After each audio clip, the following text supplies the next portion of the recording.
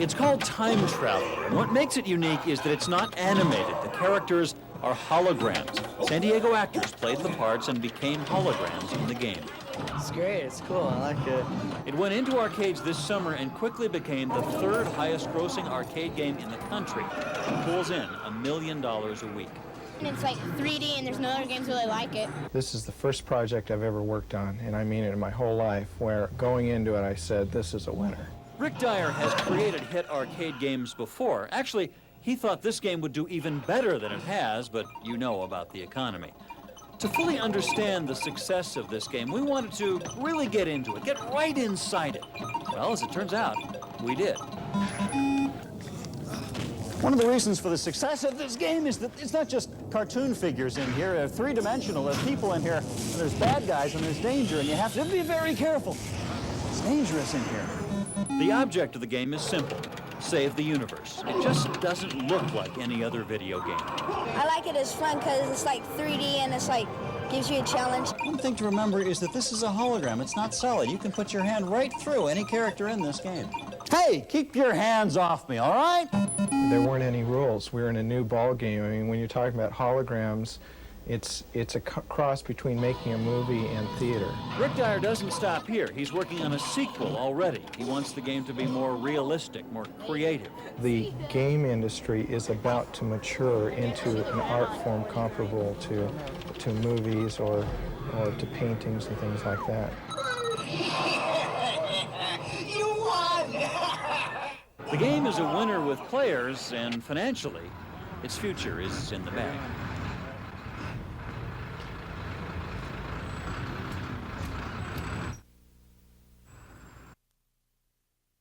What drew me the most was the crowd of people, and then watching the game was great. God, man, it was new, it was different. You know, it wasn't like a regular video game. I just got into it immediately. I was here when they were first putting it in, and I was like one of the first people to play it, and I just was hooked on it ever since. When I first saw it, I kind of looked at it and I couldn't believe it. People touched it and they pulled their hands away. It was incredible. It was neat. It blew us away. We had no idea it was going to turn out this great. What is it that these kids are so excited about?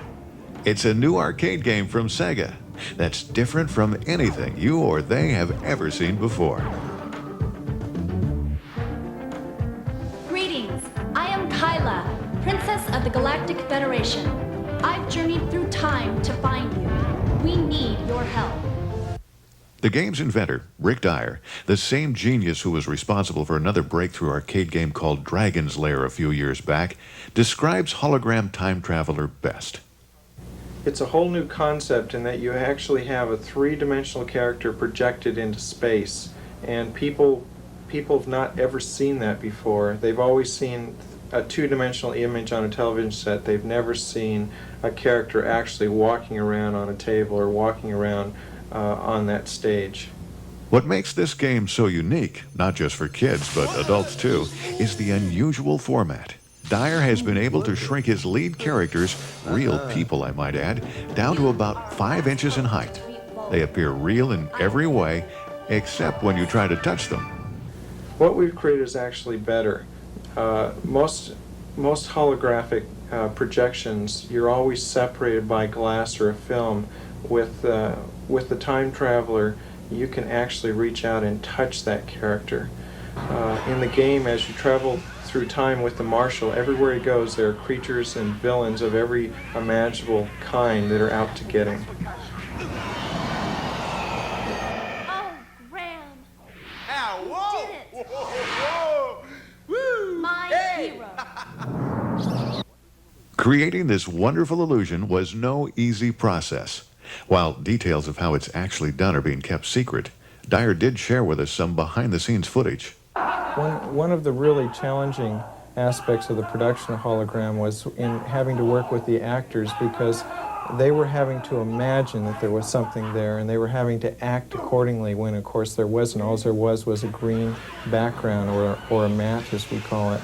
And they actually did quite well, given that there wasn't really anything there when they were acting. Once the shooting was complete, the real magic took place at a special digital effects facility in Carlsbad, California.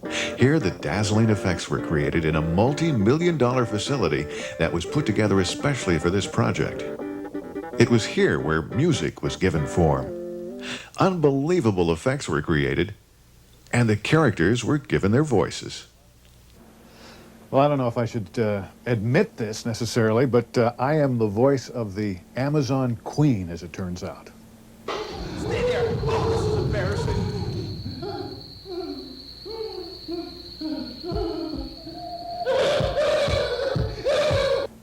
Let's face it, it's true art. Oh, wait, go left.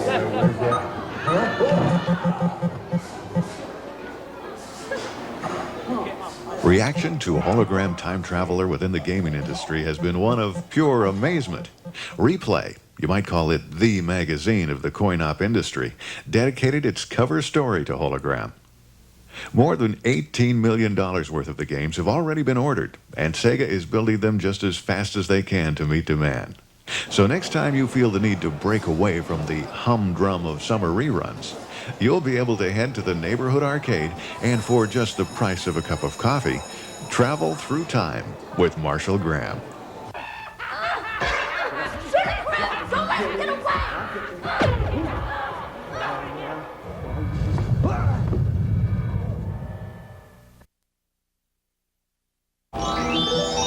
This is a product I developed in 1983 called Dragon's Lair. Adventure where you become a valiant knight on a quest to rescue the fair princess from the clutches of an evil dragon. It was the most successful video game in history. In the first 120 days, we had $40 million in sales. 36-year-old Rick Dyer is an inventor with an impressive list of accomplishments. Dragon's Lair, with its laser disc technology, was his first big winner. And his latest? Greetings.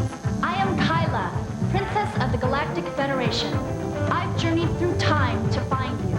Time Traveler, the first coin-operated hologram video machine. 5-inch tall human figures in 3D. In the beginning, we knew that this was going to be a winner. A winner in an industry which is constantly looking for innovative ideas.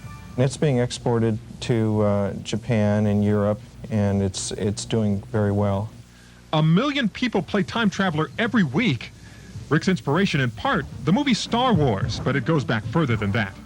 When I was a kid, I read a lot of science fiction, and I always thought about, wouldn't it be neat to create science fiction and make it real? Together with his wife Jan, Rick blazed an electronic trail since leaving their alma mater, Cal Poly at Pomona, using a robot to help in workouts, power-size fitness equipment. These robots were the most advanced artificial intelligence machines in the world. They probably still are today. They're still being exported all over the world. Not everything has been a success, but everything has been a learning experience. For instance, Rick's creation of an interactive book seems like a good idea. But the publishers and manufacturers said, the public's not going to see it that way. We're never going to be able to sell it. So this was just one of those things that now collects dust. Still, Rick's confident, thanks in part to some advice he once received. The difference between a success and a failure is the success picks themselves up one more time. And that's the difference. In order to create the game's 3D images, actors played out each possible game scenario. It was like making a real movie. There were takes and cuts and redos and so on and so forth. Then special effects were added to create the final images.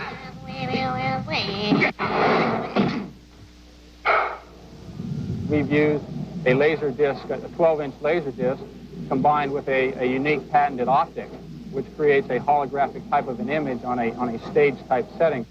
But the image is not a true hologram, which could be viewed from every angle without the need for a darkened stage.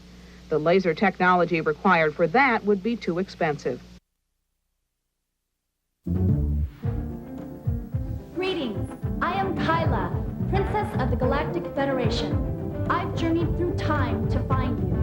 We need your help. Who could turn down a call for help from a beautiful damsel in distress?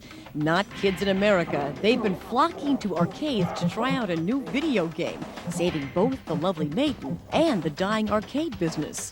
What you're looking at is really the the first holographic video game. Since the early 80s, kids in the United States have given up pinball machines and other games that were once popular in video arcades. Instead, they opted for Nintendo, the game they could play on their own televisions. Why would you put a quarter in a machine when you can play the same thing at home? Now, Dyer, an electronics engineer, has come up with Hologram Time Traveler, the game that nobody can play on their own TV. They have to come to the arcade to play the amazing game. The potential of that is very exciting because it's something that people have not seen before. With this technology, you can actually, reach out and touch them. You can touch them, you can see them, but you can't feel them. The game features live actors filmed in hundreds of situations taking place in the past, present, and future. A laser disc projects the three-dimensional full-color images that appear to stand on the machine's surface. You won! Over 1,000 actors auditioned for the game's 36 roles, thinking it was just another small TV or movie part. It's small, all right, since the actors appear to be only 5 inches tall in the game. But then when they realize that they're going to be immortalized as a hologram, a 5-inch tall character, it's like they were just, they just couldn't believe it. He's got the technology. Dyer says it's not just fun and games anymore. Next, he's planning to make holograms a part of casino slot machines. But that's not all. I know, for example, that now that we've done Hologram Time Traveler, that we can make a movie. It may be a few years before we see holographic movies, but holographic video games are real. They've revolutionized the video arcade industry, and if you're lucky, you'll see them soon in your neighborhood game center.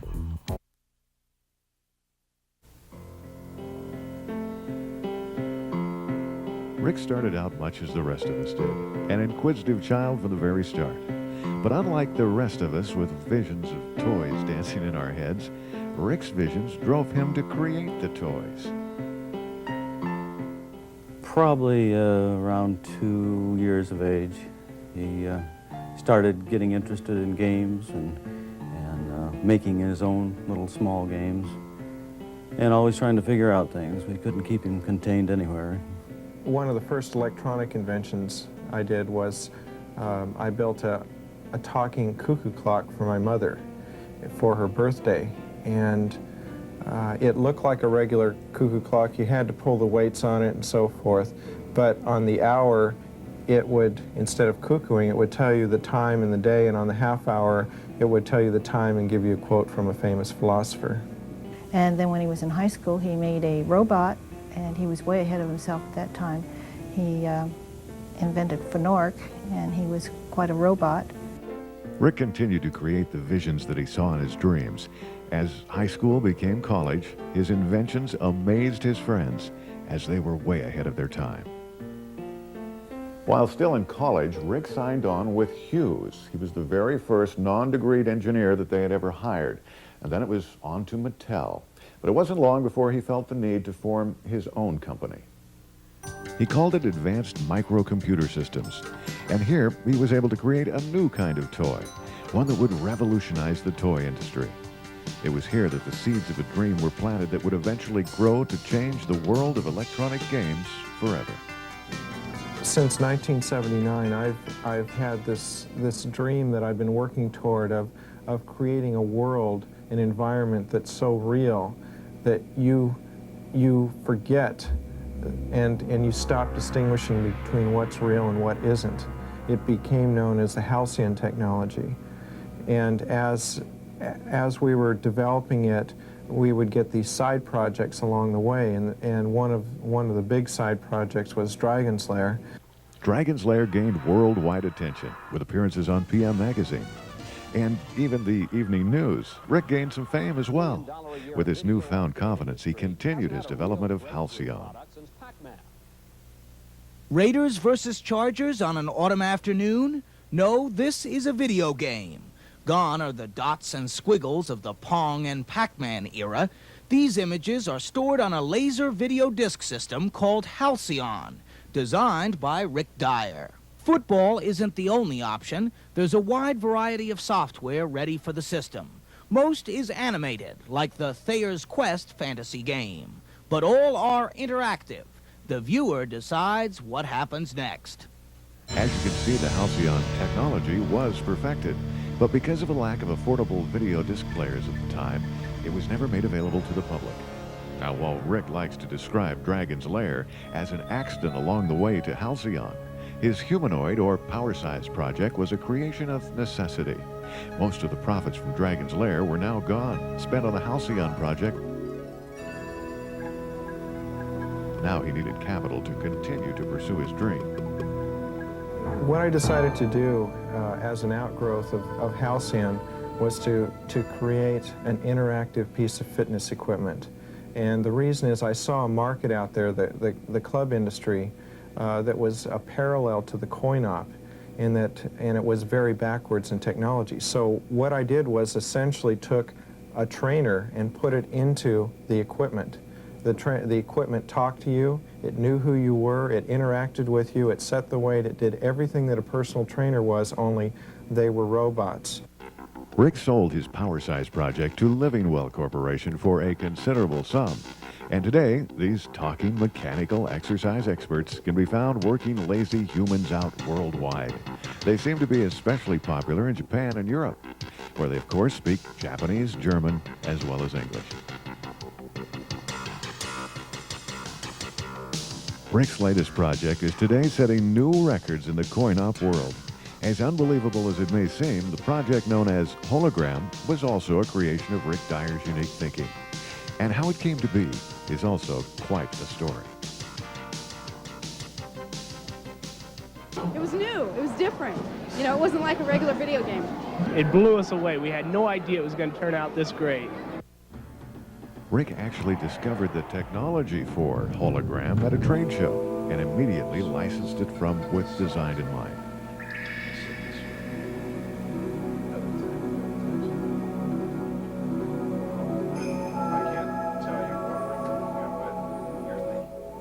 Taking that Japanese technology and turning it into a time travel game proved to be quite a challenge. We developed very sophisticated techniques using matting, costuming, colors. There were so many things that we had to learn. And on top of that, we had to audition close to 1,000 actors. We had to teach them how to act, not only as acting in a hologram format, but how to act as a cartoon character. After months of shooting and planning, Hologram finally made its debut. And if the reaction from the coin-op industry is any indication, it too is on its way to becoming a mega hit. It too may end up in the Smithsonian next to its predecessor, Dragon's Lair.